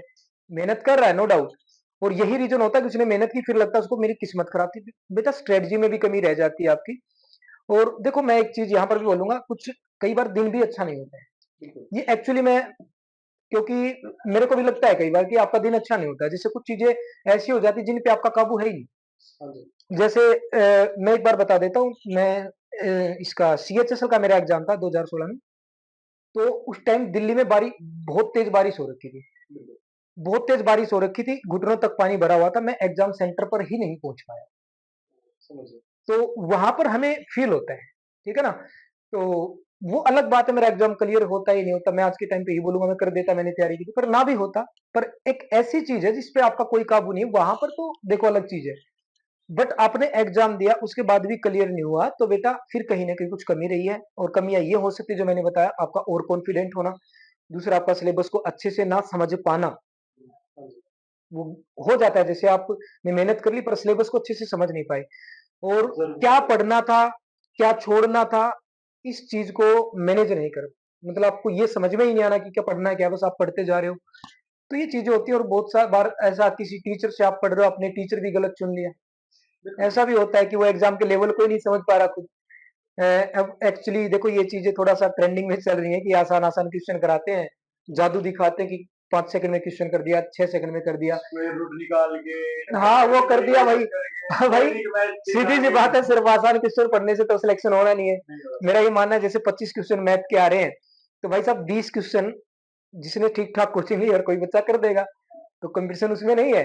कंपटीशन बाकी के वो 5 क्वेश्चन जो बच्चा करके आ रहा है, कंपटीशन वहां पे है, सिलेक्शन उसका होना है। तो भाई साहब आपको टीचर भी ढंग से सिलेक्ट करना पड़ेगा, क्या उस लेवल तक का पढ़ा पा रहे हैं कि नहीं पा रहे हैं। दूसरा अपनी मेहनत करिए और थोड़ा स्ट्रेटजी क्लियर रखिए, सिलेबस को समझिए, फिर मेरे हिसाब से फेलियर नहीं होगी। फोकस माइंड सेट होना हाँ, चाहिए किसी भी चीज तो के देखो लिए। माइंडसेट तो एक बिल्कुल होना ही चाहिए कि हमें करना है, पर दूसरी बात आपको चीजों को समझना भी पड़ेगा। अब मैं सोच रहा हूँ मेरे को दिल्ली जाना है, अब मैं भागता जा रहा हूँ तो मुश्किल हो जाएगा मेरे लिए। भागते हो यही रहा है कि बस बच्चे भाग रहे हैं, उसको यही नहीं पता कि यहाँ पर रुकना भी है, यहाँ पर ये टर्न लेना है, यहाँ पर मैं गाड़ी में बैठ जाता तो जल्दी पहुंच जाता। वो चीजें जो है ना बेटा, वो समझना पड़ेगा आपको, स्ट्रेटजी क्लियर होनी चाहिए। तो सर एक बात होती है, जैसे लड़कियों के ऊपर तो है शादी का प्रेशर टाइम से पहले, और लड़कों के ऊपर आ जाती है टाइम से पहले जिम्मेवारियां, घर की, परिवार की, नौकरी की, बच्चों की। तो सर ऐसे मौके पे अगर वो दोनों बच्चे, लड़का और लड़की, पेपर दे रहे हैं और नहीं क्लियर होता है, तो उस टाइम पे उनको उस चीज को फिर से दोबारा पेपर देना चाह रहे, तो टैकल कैसे करें सर, उस चीज को मैनेज कैसे करें? बिल्कुल सही सवाल है, और ये बहुत सारे बच्चे जो है ना आजकल इन सिचुएशंस को फेस कर रहे हैं।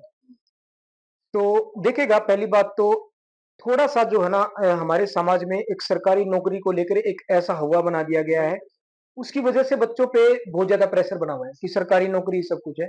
देखो एक ठीक है, एक अच्छी लाइफ जीने के लिए सही है, और मिडिल क्लास के लिए तो बहुत जरूरी है, पर प्रेशर मैं माँ बाप को भी कहूंगा, और इतना प्रेशर ना बनाए, और थोड़ा सा बच्चे को पढ़ने भी दे, थोड़ा सा टाइम दे। शादी ब्याह जो है ना वो थोड़ा सा एक टाइम से हो, टाइम से मतलब कि बच्चा अपने पैरों पे खड़ा है तो अच्छा है, तो प्रेशर ना बनाए। बाकी बच्चों से मैं कहूंगा, देखो बेटा प्रेशर तो जिंदगी में हर मोड़ पर है, हर मोड़ हर मोड़ पर प्रेशर है। आपकी जॉब लग गए तो वहां पे भी अलग तरह के प्रेशर रहेंगे, टाइम से काम निपटाना है, ऑफिस में पहुंचना है, ये करना है, ठीक है।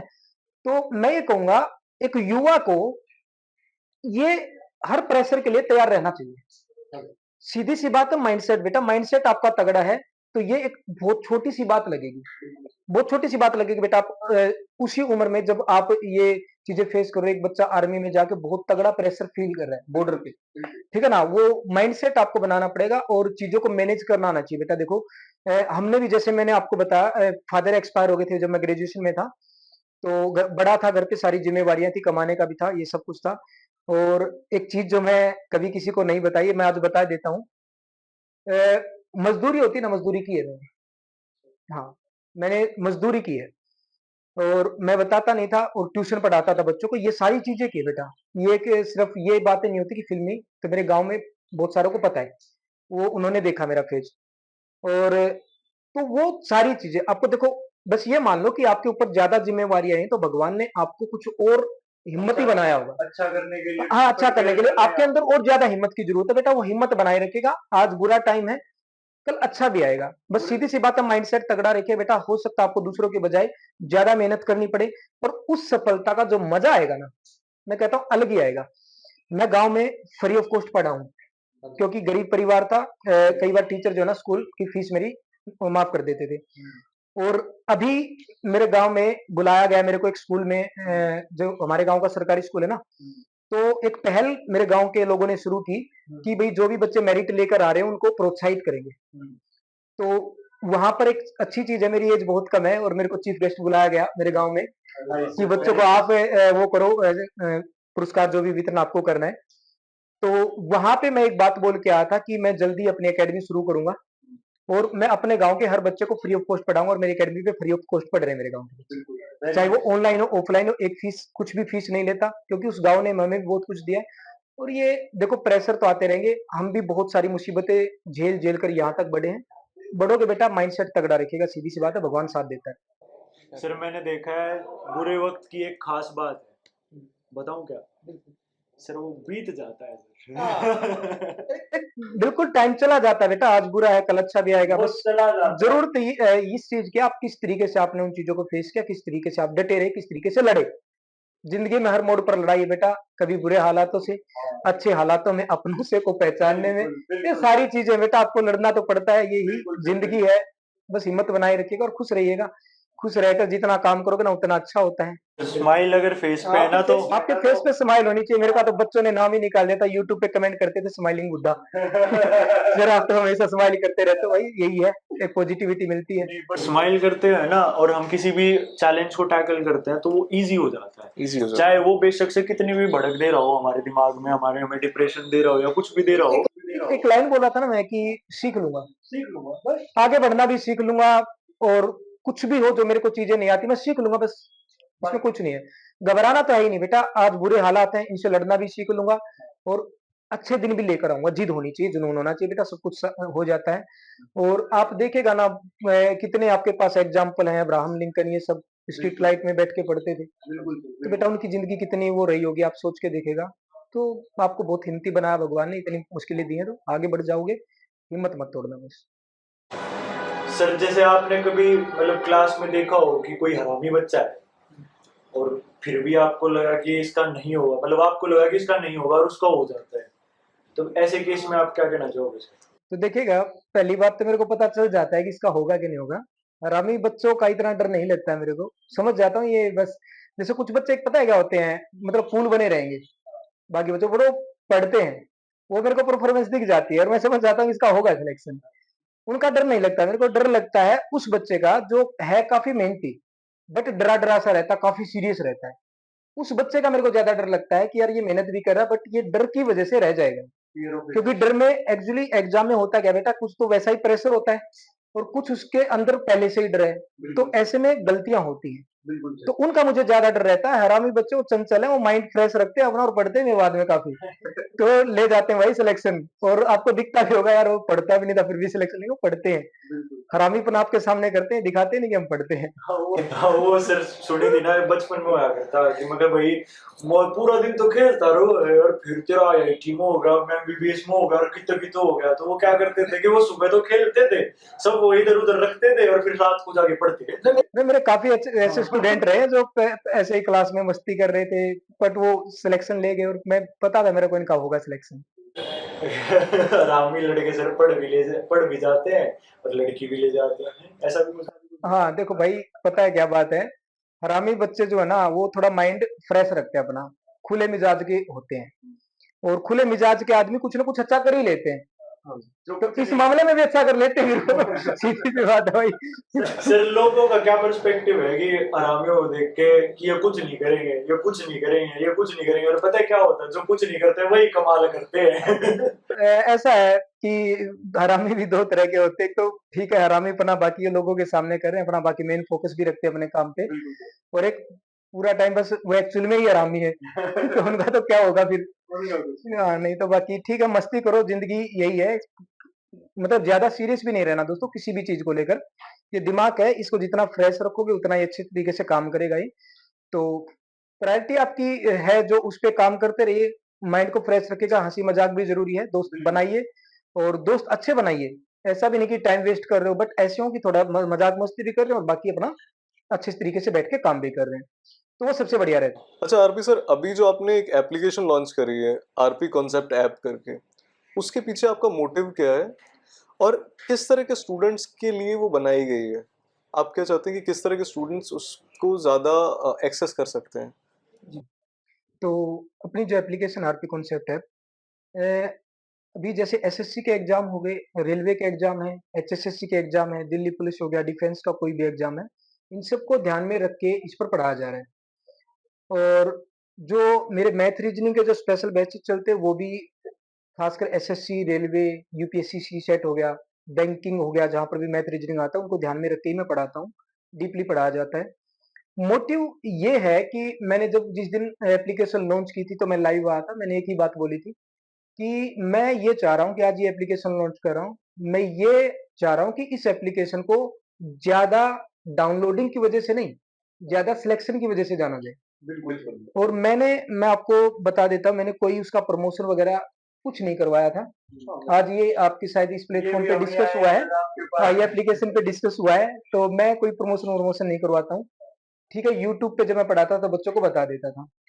और इसीलिए क्या है कि मेरी एप्लीकेशन पे अभी डाउनलोडिंग कम है, बट जितनी भी डाउनलोडिंग है उसमें से मैक्सिमम बच्चों ने बैच ले रखा है। बिल्कुल। ये एक अच्छी चीज है और बच्चे पढ़ रहे हैं, और जब भी अभी जिन जिन एग्जाम्स के रिजल्ट आ रहे हैं, हर एग्जाम से हमारी एप्लीकेशन से बच्चे सेलेक्ट हो रहे हैं। तो बहुत कम टाइम हुआ है, 1 साल होने को, अभी नवंबर में 1 साल हो जाएगा, बट अभी सिलेक्शन काफी निकल रहे हैं। जैसे दिल्ली पुलिस का रिजल्ट आया था, हरियाणा में रिजल्ट आए थे, तो सब में मैंने स्क्रीनशॉट लगाए थे बाकायदा, जिन बच्चों ने मेरे पास मैसेज किए। तो एक एक एग्जाम में, जैसे डाउनलोडिंग बहुत कम थी तब, तो बहुत कम बच्चे थे मेरे पास, उसके बावजूद भी 75 70 बच्चों के स्क्रीनशॉट लगाए थे, इनके सिलेक्शन हो गए एक एग्जाम में। तो ये एक अच्छी चीज थी। और यूट्यूब पे भी कंप्लीट सिलेबस मैंने पढ़ा दिया था मैथ रीजनिंग का, वहां से भी बच्चों को काफी हेल्प मिली है। तो मोटिव यही है कि एक तो फीस भी अपनी बहुत कम होती है अपनी एप्लीकेशन की, उसके कम फीस पर भी मैं बीच बीच में कभी 50% का ऑफर दे देता हूँ बच्चों को, भी बच्चा ताकि पढ़ पाए। क्योंकि एक्चुअली क्या होता है, बच्चों के, मैंने जैसा कि बताया था, मेरा नंबर सभी बच्चों के पास है, तो बच्चों के मैसेज आ जाते हैं कि सर ऐसा फैमिली कंडीशन इतनी अच्छी नहीं है, तो कर देता हूँ मैं, बहुत कम वो कर देता हूँ, बहुत कम फीस में बच्चों का एडमिशन कर देते हैं। थोड़ा बहुत करना पड़ता है क्योंकि टीम है, उनको भी खर्चे देने होते हैं, बट काफी कम फीस में बच्चे पढ़ते हैं। और कंटेंट आप किसी बड़ी एप्लीकेशन के साथ मैच कर सकते हो, उससे भी ज्यादा कंटेंट मिलेगा आपको। एक्चुअली होता है क्या है, जैसे मैं सोशल मीडिया का उतना अच्छे से यूज नहीं कर पाता हूँ, इस वजह से हो सकता है थोड़ा कम वायरल हो, पर कंटेंट के मामले आप किसी भी एप्लीकेशन से या किसी भी इंस्टीट्यूट से मैच कर सकते हो, आपको कंटेंट बेहतरीन मिलेगा, कम फीस में मिलेगा। जितना मैंने ऑब्जर्व किया है ना, मैं 3 चीज़ें समझ पाया हूँ आपके काम करने के तरीके से, आपकी पर्सनालिटी, एटीट्यूड बनाने का, और आपने जो एप्लीकेशन लॉन्च करी है ना, आरपी कॉन्सेप्ट ऐप, उसके मेरे ऑब्जर्वेशन से कि ना, अगर कोई बच्चा गांव में रह के या किसी छोटे शहर में रह के किसी बड़े शहर में वो नहीं पढ़ने आ सकता ना, क्वालिटी एजुकेशन लेने के लिए, वो आपका यूट्यूब वीडियो देख के पढ़ सकता है, वो फ्री आपकी, ऑफ कॉस्ट। हाँ वो फ्री ऑफ कॉस्ट है, हाँ, वो आपका एप्लीकेशन से पढ़ सकता है, वो आप माइन्यूट सी फीस देके। माइन्यूट सी फीस देके, मतलब कोई पिज्जा बर्गर जितनी फीस देकर पिज्जा वो आपकी बर्गर। एप्लीकेशन। ठीक है, तीसरी चीज की वो आपसे फोन पे कंसल्ट कर सकता है, और आप उनको डायरेक्ट गाइडेंस, बात करके वो वो आपको, आप उनको गाइड करते हैं। ठीक है, तो वो बहुत बड़ी चीज आ जाती है। आप किसी भी एक इंस्टीट्यूट से, किसी बड़े फेमस जो इंस्टा वाले या यूट्यूब वाले जो टीचर है उनसे, और अगर आपको कंपेयर करा जाए ना, तो वो बहुत बड़ा डिफरेंस आ जाता है मेरे हिसाब कंपैरिजन है से। ही नहीं मेरे लिए। बट वो कितना ब्यूटीफुल सा एक हेल्दी एनवायरनमेंट बना हुआ है ना, कि आपने ग्रुप बना दिया वो भी कि, लेडी गर्ल्स का अलग और बॉयज का कि अलग। अगर मेरे को कोई डाउट है ना, तो मैं वो ग्रुप में डालूं, और जो जो बच्चों को वो डाउट क्लियरड है ना, वो पहले खुद वो आंसर करें, इन केस कुछ नहीं होता है तो फिर आपसे आप बात करें, बात करें। तो वो सबका क्लियर हो जाता है फिर। एक्चुअली देखो, मैं तो ये कहूंगा ये कंपैरिजन है व्हाट्सएप ही पे भी ग्रुप बना रखा है, गर्ल्स का अलग ग्रुप बना रखा है, बॉयज का अलग ग्रुप बना रखा है, डाउट भेजते हैं, डाउट सोल्व करते हैं। उनको ये भी बोल रखा है, अगर ग्रुप में आपका डाउट सोल्व ना हो तो फिर मेरे पास पर्सनली भेज दिया करो। तो पर्सनली मैं, जैसे अभी तो थोड़ा सा ये हो गया है कि मैं खुद ज्यादा बिजी हो गया हूँ पढ़ाने में, क्लासेस ज्यादा होती हैं, नहीं तो ऐसा होता था कि 100 150 क्वेश्चन मैं खुद पर्सनली डाउट सोल्व कर करके बच्चों को भेज रहा हूँ, तो ऐसा भी था। बट अब ग्रुप में ही ऐसे बच्चे हो गए हैं कि वो ग्रुप में ही सोल्व कर देते हैं, तो ऐसा होता है कि बस 20-25 क्वेश्चन मेरे पास पर्सनल आ पाते हैं बच्चों के, वो मैं सोल्व करके भेज देता हूँ। तो एक मतलब स्टूडेंट से प्यार बहुत मिला है मेरे को, मैं इस चीज को लेकर बहुत इमोशनल भी हो जाता हूँ कई बार। काफी बच्चों ने सपोर्ट भी किया, जैसे जब मैंने जॉब छोड़ दी थी, कहीं पर पढ़ा रहा था मैं, तो यूट्यूब पे काफी सपोर्ट किया। तो ये चीजें ऐसी हैं कि फिर हमें और ज्यादा मोटिवेशन देते हैं कि बच्चों के लिए कुछ करना है। बिल्कुल। सर मैंने एक चीज और देखी है, आपने शायद से टेलीग्राम के ऊपर भी एक अच्छा सा चैनल बना रखा है।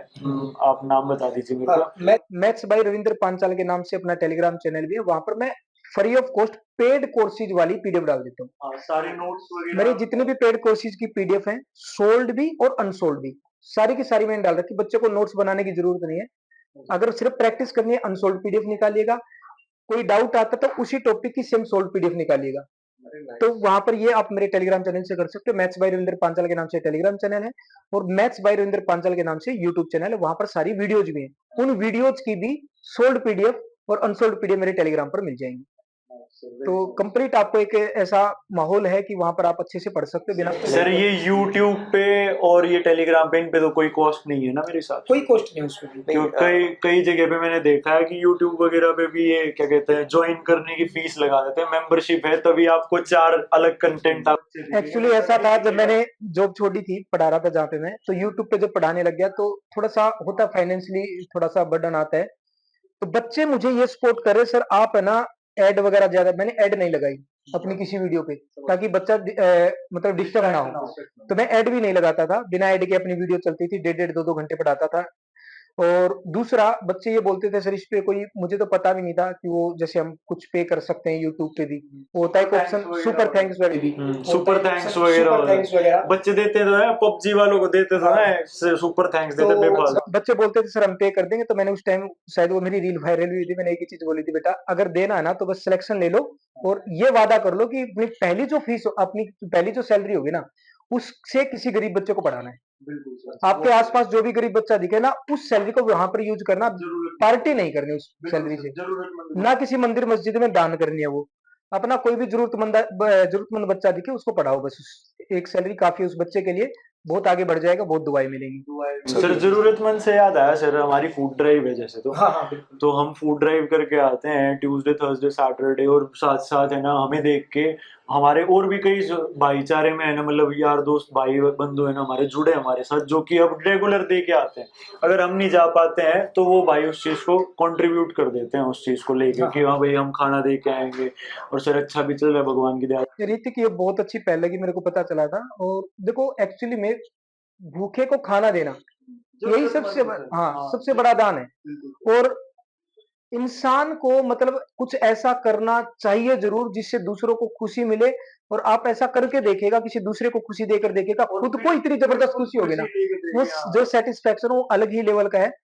और मैं यहाँ पर ऑनलाइन ही बोल रहा हूँ, जैसे मुझे भाई का पता चला, मैं खुद इस चीज को ज्वाइन करूंगा, जितना भी हो सकता है ना बिल्कुल करेंगे साथ में मिलकर, बहुत अच्छा काम है भाई, मोटिवेशन सर यही है सर, यही चीजें हैं सर, जैसे शिक्षा है, शिक्षा हम अगर किसी को प्रोवाइड करवाएं ना, जिसके पास हो नहीं पा रही, जिसको मिल नहीं पा रही, भाई साहब कभी जो मैं दिल से है ना, बिल्कुल अंतरात्मा से है ना, बिल्कुल खुशी मिलती है भाई, जब हम एक्चुअली में किसी के लिए कुछ करते हैं ना तो खुशी मिलती है, बहुत अच्छा वर्क है। और भाई आपका भी जो केपी जो आपका कंसल्टेंट का काम है, ये एक बहुत जबरदस्त काम है, क्योंकि यूट्यूब पे सोशल मीडिया को ना जैसे ऐसे ही यूज कर रहे हैं कि उस पे इतनी वाहियात चीजें फैला रहे हैं। और मुझे देख के ये बड़ा दुख होता है कि इतने वाहियात किस्म के लोग इतना फेमस हो गए हैं। मतलब यार क्या गालियां दे दे के लोग फेमस हो गए हैं। और जितने भी व्यूवर्स हैं, मैं भी उनको ये भी कहूंगा कि यार अच्छी चीजों को सपोर्ट करिएगा, आप अच्छी चीजों को सपोर्ट करिएगा, कुछ आपकी जिंदगी में अच्छा होगा, और कुछ दूसरे लोगों को भी मतलब एक मोटिवेशन मिलता है कि यार अच्छी चीजें भी ग्रो कर सकती हैं। नहीं तो धीरे धीरे मैं आपको बता देता हूँ, ऐसा हाल हो जाएगा, कोई अच्छा काम करने के लिए आगे आएगा ही नहीं। वाहियात तरह की चीजें कर करके लोग फेमस हो रहे हैं, वो करोड़पति बनते जा रहे हैं, बताओ भाई। और कोई अच्छा काम कर रहा है, जैसे भाई बिजनेस के बारे में सलाह देते हैं, पॉडकास्ट भी करते हैं, और वो जो बातचीत होती है, जैसे आज मैं बताऊं, भाई ने बोला कि सर ऐसे ऐसे हम चाहते हैं कि बच्चों को कुछ फायदा मिले, कुछ सीखने को मिले। तो ये चीज है, इन्होंने कोई मेरे से फीस नहीं ली, मैंने इनसे कोई फीस नहीं ली, पर अल्टीमेटली आप जो लोग देख रहे हो उनको फायदा मिलेगा। तो ये अच्छी, इनको तो बहुत ज्यादा फायदा मिलेगा अगर ये समझेंगे इस बात आप इन को। चीजों को समझते तो बहुत ज्यादा फायदा मिलेगा, ये बहुत अच्छी चीज है। तो मेरा मानना ये है कि आप अच्छा काम करते रहिएगा, हो सकता है थोड़ा सा टाइम लगे, बट एक टाइम आएगा कि जब वो सक्सेस मिलेगी, आपको खुशी भी होगी, सेटिस्फेक्शन होगा। और वही चीज है, तो मैं केपी भाई को भी बोलता हूँ, बहुत अच्छा काम कर रही है, और आप लोग भी सपोर्ट करिएगा, अच्छी चीजों को सपोर्ट करिएगा। तो सभी जितने भी व्यूअर्स हैं उनको मैं एक चीज जरूर बोलूंगा, पहली बात तो कामयाब होना ही है, और जिंदगी में दूसरों के लिए कोई अच्छा काम जरूर करें, कुछ ऐसा करें, क्योंकि सच में सेटिस्फेक्शन मिलता है भाई दिल को, पैसा ही सब कुछ नहीं होता, ये यहाँ पर तसल्ली होनी चाहिए, ये खुश होना चाहिए। सब्र करे, सुकून करे, शुक्र अपने आप करेगा। बिल्कुल। RP sir very thank you, आपने ना इतना सब कुछ किया और इतना सब कुछ हमारे लिए भी बोला, हमारे को गाइडेंस की। और ने पिछले कई सालों में ऑब्जर्व किया नहीं है किसी भी टीचर को इतना सब कुछ फ्री में देते हुए, फ्री में गाइड करते हुए, इतना ज़्यादा स्ट्रगल और हसल करते हुए सिर्फ अपने स्टूडेंट्स के लिए। ठीक है। और मेरे वो दिमाग में ना बात अब खनकती रहेगी जो आपने अभी बोली ना कि यार पैसा बहुत कुछ है, बट पैसा सब कुछ नहीं है। बिल्कुल सर। ठीक है। तो आप खुद के लिए कीजिए, साथ साथ दूसरों के लिए कीजिए। भी ऋतिक जानता है, जैसे मैं ऑफलाइन पढ़ा रहा था, तो मेरे पास एक काफी नामी ग्रामी प्लेटफॉर्म है अपने इंडिया का, उनकी मेल आती है मेरे पास कि सर आप हमें ज्वाइन कर लीजिएगा, वो पैकेज मेरे को दे रहे हैं 2,70,000 रुपये पर मंथ का। और मैं ऑनेस्टली बताऊं, मैं इतना नहीं कमा रहा हूँ अपने यहाँ पे, और शायद 2,70,000 तक तो मैं इसी तरीके से अगर इतनी कम फीस में पढ़ाता रहा सही देखा तो पता नहीं कितना टाइम लग जाएगा मेरे तो। नहीं सर, नहीं कमा रहे सर, मेरे को पता हाँ, है, आपको पता है, आप तो देखते हो भाई। नहीं कमा तो रहे। फिर भी मुझे पता है यार, मैं कम से कम खुश हूँ। हाँ, एटलीस्ट वहां पे 2,70,000 रुपये मुझे मिलेंगे। उस 2,70,000 रुपये लेकर भी मैं उतना कंटेंट, मुझे पता है वहां पर पाबंदियां होंगी, इतना ज्यादा कंटेंट नहीं पढ़ा पाऊंगा मैं जितना यहाँ पर पढ़ा रहा हूँ। और मेरे को उसी में खुशी है 30-40 कि क्लासेस बच्चा कम से कम मेरे पास जो भी आ रहा है, कम बच्चे आ रहे हो पर वो ये बोल के जाते, sir you are doing great. पैसे से मतलब बहुत अच्छा कंटेंट है और सेटिस्फेक्शन फिर इसी चीज से मिलता है, वो जरूरी है भाई। अपनी लाइफ में तो है, फंडा क्लियर है। बिल्कुल ज्यादा पैसे से खुशी नहीं मिल सकती है। हाँ, थोड़ा बहुत पैसा इतना कमाना चाहिए कि आप कल को आपके माँ बाप बीमार पड़े हैं तो उनके कुछ ही किसी अच्छे हॉस्पिटल में ले जाओ, ठीक है ना। कोई जरूरतमंद है उसको आप उसकी हेल्प कर सको, इतना पैसा जरूर कमाइएगा। और कल को आप कहीं पर जा रहे हो तो आपकी बीवी जा रही है, आपके बच्चे जा रहे हैं, उनको किसी बस का वेट ना करना पड़े, बिल्कुल बिल्कुल इतना जरूर कमा लो भाई। देखो जरूरी है, जिंदगी में आए हो तो थोड़ा सा एक ऐसी जिंदगी भी होनी चाहिए, बट ऐसा नहीं कि इसके पीछे पागल हो जाओ और जो मेन चीजें वो पीछे छूट जाए, भाई खुशियां ही पीछे छूट जाए। तो, तो एक रिपोर्ट आई थी कि बोल रहे थे कि 40% मिलियनियर ऐसे हैं जिनके डिवोर्स हो रखे हैं। और सोच लो भाई, पैसे से तो कुछ मिलता तो भाई साहब, क्या ही हुआ तो समझ सकते हो भाई। तो खुश रहना मेन बात ये सर। है। तो एप्लीकेशन पे कॉस्ट तो हम अभी आपको बता नहीं सकते, बट आप कोई डिस्काउंट कूपन देना चाहोगे? हाँ, बिल्कुल डिस्काउंट कूपन भाई, जैसे अभी भी जैसे अपने viewers के लिए। नवरात्रों में भी चला हुआ था हमारा माता 30 करके 30%। और मैं अभी बैठ के एक माइंड में आ रही थी, जैसे आप इतना अच्छा काम कर रहे हो यार, आप जो फूड वो करते हो, सोच रहा था कूपन कोड के बारे में तो क्योंकि आप इतना अच्छा काम कर रहे हो, जरूरतमंदों को खाना खिलाते हो, हेल्प करते हो उनकी। तो आप ही बता दो, मैं आपके नाम से कूपन कोड अच्छा, एक्चुअली मैं अंकल जी को भी जानता हूँ, आपके पापा जी अमर कटारिया सर मेरे नाम से नहीं। बहुत हाँ, एक अच्छे सोशल वर्कर है, बहुत अच्छा संदेश देते, बहुत अच्छी वीडियोस सर की मैंने भी देखी। मैं काफी टाइम, मतलब जब कॉलेज में पढ़ता था तब से मैं देख रहा हूँ। अच्छा नाइस सर, हाँ, हाँ जी। तो मैं तैयारी करता था, मैं देख रहा हूँ, फॉलो कर रहा हूँ। तो मैं अमर 50 करके कोड बना, ठीक, थैंक यू ठीक सर। है, अंकल के लिए ही। तो अमर 50 कूपन कोड जो भी बच्चा लगाएगा अपनी एप्लीकेशन पे, ऑलरेडी बहुत कम रुपए में अपना बैच मिल जाते हैं, हजार रुपए में। अमर 50 करके 50% ऑफ मिल जाएगा, 500 400 500 रुपए में आप मात्र आराम से कर 500 सकते हैं। रुपए में आप पूरा ठीक है। पूरा मैथ्स कर हाँ, सकते हैं मेरे और दोस्तों। किसी भी एग्जाम की तैयारी कर रहे हो, मैं आपको ये भरोसा दिलाता हूँ, आपको अपने जो मैं पढ़ा रहा हूँ उससे बाहर कुछ मिलेगा नहीं। प्रॉपर आपको क्लासेज मिलेगी, सोल्ड पीडीएफ मिलेगी, उसी क्लास की अनसोल्ड पीडीएफ भी मिलेगी। मतलब नोट्स बनाने की जरूरत नहीं, सोल्ड पीडीएफ भी मैं साथ ही साथ में प्रोवाइड कराता हूँ। और एक सर प्लस पॉइंट और बताना चाहूंगा मैं सभी अपने दर्शकों को, सर की जितनी क्लासेस रिकॉर्डेड है वो रिकॉर्डेड है, और जो कंटिन्यूटी में चलने लग रहा है वो सारा का सारा आप लाइव देख हाँ, सकते उसमें हैं। रिकॉर्डेड बैच भी हम देते हैं बच्चों के, कोई आप एग्जाम जल्दी आ सारा जाता है, अपना सिलेबस कर पाए, लाइव ही क्लास लाइव देख सकते हैं, अपने डाउट्स पूछ सकते हैं, हैंड टू हैंड आपके डाउट्स क्लियर होंगे। तो जाइए, जरूर जाइए एक बार, बिल्कुल भाई के कहने पे है ना, एक बार आरपी कंसेप्ट ऐप को है ना डाउनलोड करो, देखो उसका कंटेंट, आपको अच्छा लगे ठीक है भाई, 500-700 रुपया तो हम वो भी खर्चा कर दो यार पूरे महीने के अंदर, ठीक है, ना चाहते हुए भी बच्चे खर्चा कर देते हैं। एक बार भाई की बात मानो, ठीक है, जाओ उसको concept app, RP concept app को डाउनलोड करो और उसके ऊपर AMAR अमर 5050 अमर 50 कोड लगाना, आपको 50% डिस्काउंट मिलेगा। और उस कंटेंट को एक बार ऑब्जर्व करना, आप एक दो क्लासेस भी करोगे आपको पता चल जाएगा कि क्या चीज है, जिंदगी भर काम आओगी। याद रखिए मेरे भाई, कति दौड़े पर काला, ब्लैक ऑन व्हाइट लिख लियो, व्हाइट ऑन ब्लैक कैसे होता है सर, वो एक ईडीएम है, मेरे को समझ में नहीं आया। बट आप भावनाओं को समझो, शब्दावली कठिन है मेरी।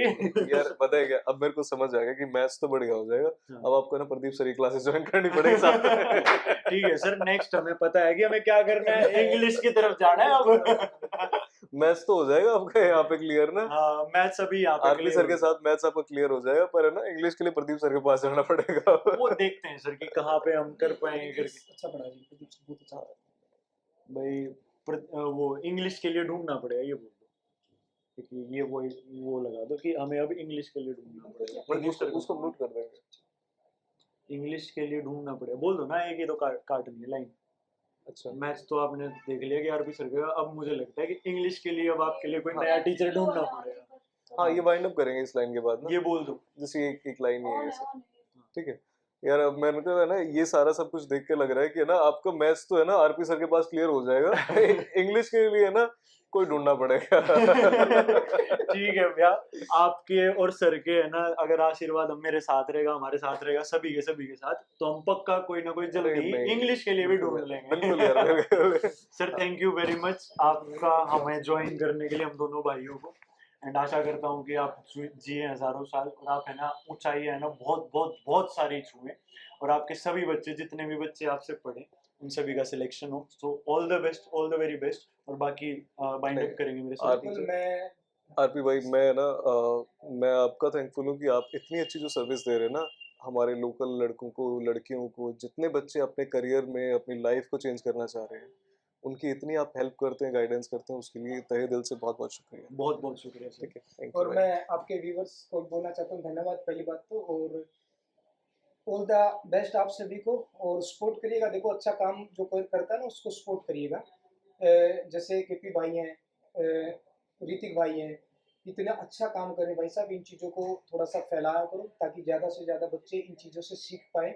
और आप सभी भी आगे बढ़ो, अच्छे काम करो भाई, खुशी मिलती है। जितने भी स्टूडेंट इस वीडियो को देखेंगे तो थोड़ा सा अगर कुछ अच्छी चीज़ें लगी हो तो उसको अपनाना जरूर। एक काफ़ी एक्सपीरियंस के साथ मैंने ये चीज़ें बोली हैं जो भी, और कोई ऐसा नहीं है कि मैं कोई इस तरीके से बोलता हूँ, बिल्कुल जो रियलिस्टिक चीज़ें होती है ना उन चीज़ों को मैं बताने की कोशिश करता हूँ, क्योंकि हम भी कभी स्टूडेंट थे। तो कहता है ना कभी सास भी बहू थी, तो हम भी कभी स्टूडेंट थे। तो एक्चुअली में ऐसा होता है। तो सभी को ऑल द बेस्ट, और खुश रहो, मुस्कुराते रहो, जल्दी से कामयाब हो जाओ सारे के सारे बच्चे। जय हिंद, जय भारत। जय हिंद जय दोस्तों। हिंद, जय भारत। तो सर एक मोटिव है लाइफ में, लाइफ का पर्पस क्या होना चाहिए कि हमें खुश रहना चाहिए करके हमेशा, मतलब फेस पे एक स्माइल जरूर होनी बिल्कुल चाहिए। होनी चाहिए। तो इसी बात पे उधर की तरफ देख के से सुशी सुशी कह दो सर, सुशी बोलो। सुशी। सुशी ठीक है, ऐसी ही हंसी होनी चाहिए, ऐसी हंसी हमेशा बिल्कुल। किसी भी काम को टैकल करने के लिए होनी बिल्कुल चाहिए। खुश रहना जरूरी है। Cool enough. सही है यार। ठीक है यार, बंद करके फैन ऑन कर दो प्लीज एक बार ना। एक वो ले लेते हैं, एक फोटो ले लेते हैं उसकी,